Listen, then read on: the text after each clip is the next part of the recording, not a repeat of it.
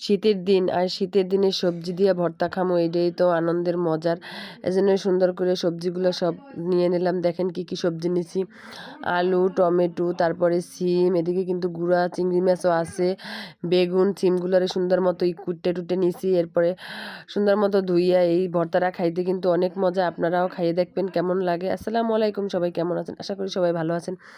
আলহামদুলিল্লাহ আমিও ভালো আছি। এই সব ধরনের সবজি এবার কুট্টা বেছে নিলাম সুন্দর মতো ধুইয়া। এরপরে বেগুনটারে কাইটে নিমু। বেগুনটা সুন্দর মতো পিস পিস করে কাইটে নিতে আসি, গোল গোল করে।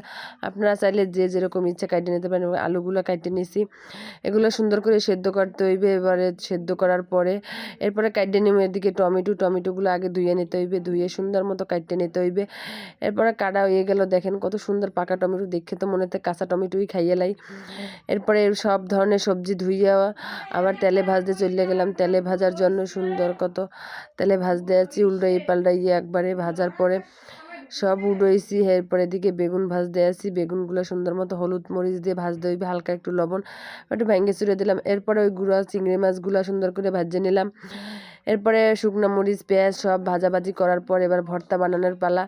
দেখেই তো লোভে পানিয়ে গেছে, এখনই মন চাইতেছে খাই ফেলাই, কিন্তু কি করার, সবাই মিললে একসাথেই খামো। এরপর ভর্তাটা সুন্দর করে মাখা জাখা করে লাইছি, মাখা জাখা করে খামু সবাই মিললে। এরপরে সর্ষে তেল মরিচ গুঁড়া নিয়ে নিলাম।